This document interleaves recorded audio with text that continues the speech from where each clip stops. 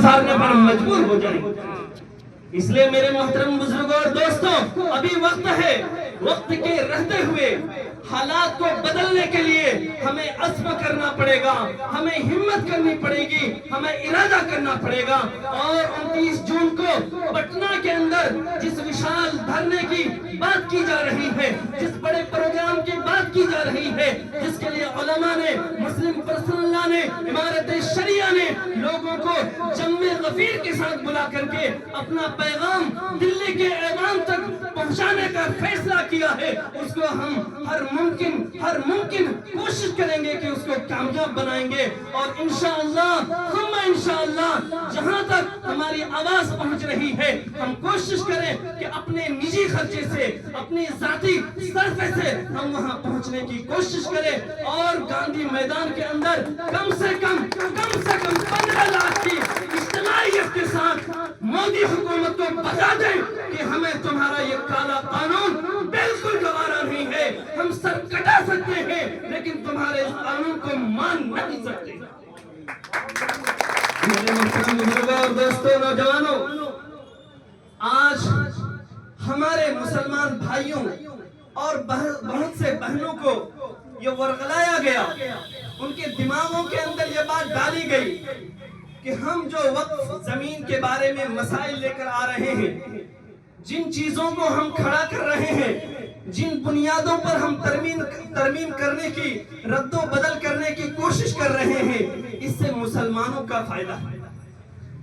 اس سے غریبوں کا فائدہ ہے، اس سے جو لوگ بے روزگار ہیں ان کو روزگار ملے گا۔ میرے محترم بزرگوں،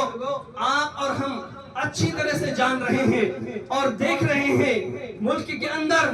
لاکھوں مسائل ہیں جن مسائل پر کوئی گفتگو نہیں ہو رہی ہے۔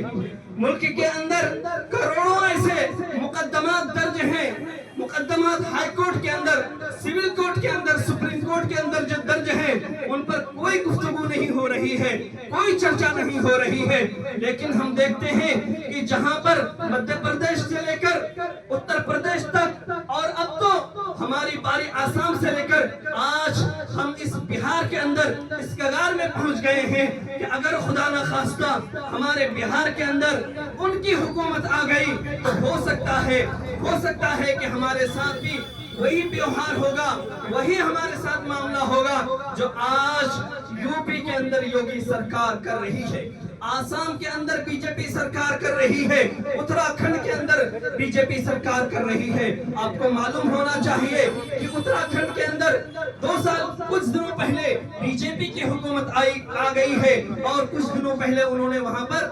یکساں سول کوڈ کو نافذ کر دیا، یکساں سول کوڈ کو نافذ کر دیا۔ کتنے مدارس میں تالے لگ گئے، کتنے مسجدوں کو بلڈوز کر دیا گیا، اور کتنے گھروں کو مسمار کر کے ان لوگوں کو بے گھر کر دیا گیا۔ یہی صورتحال آپ کو معلوم ہے کہ یو پی کے اندر ہے۔ میں آپ کو بتاتا چلوں، آپ کو معلوم ہے شاید کہ جس دن یہ بل پارلیمنٹ کے اندر اس پر چرچا ہوئی اور اس کو زبردستی پاس کرنے کی کوشش کی گئی، اس کے اگلے دن صبح میں ایک جنازہ ہے جو قبرستان کے باہر رکھا ہوا ہے، صبح 8 بجے سے وہ جنازہ وہاں پر رکھا ہوا ہے، رات 9 بجے تک وہ ہند پریشد کے لوگوں نے اس کو تدفین ہونے نہیں دیا، جبکہ ابھی تک اس مسئلے پر مکمل طور پر کوئی قانون نہیں بنا۔ صرف اتنا ہی نہیں، جس دن میں پارلیمنٹ کے اندر اس مسئلے پر چرچا ہوئی، اس رات میں ہم نے دیکھا کہ ایک قبرستان کے اندر قبروں کو اجاڑ دیا گیا۔ میں یہ نہیں کہتا کہ وہ کون لوگ تھے، لیکن ہم نے یہ دیکھا ہے کہ قبروں کی چادروں کو اٹھا کر پھینک دیا گیا، وہاں کے جو کتبے تھے ان کو لات مار کر گرا دیا گیا، اور وہاں کی جو پکی قبریں تھی ان کو توڑ پھوڑ کر دیا گیا۔ کیا آپ یہ گوارا کر سکتے ہیں؟ کیا آپ کا دل یہ گوارا کر سکتا ہے کہ اگر یہ قانون پاس ہو گیا تو آج نہیں تو کل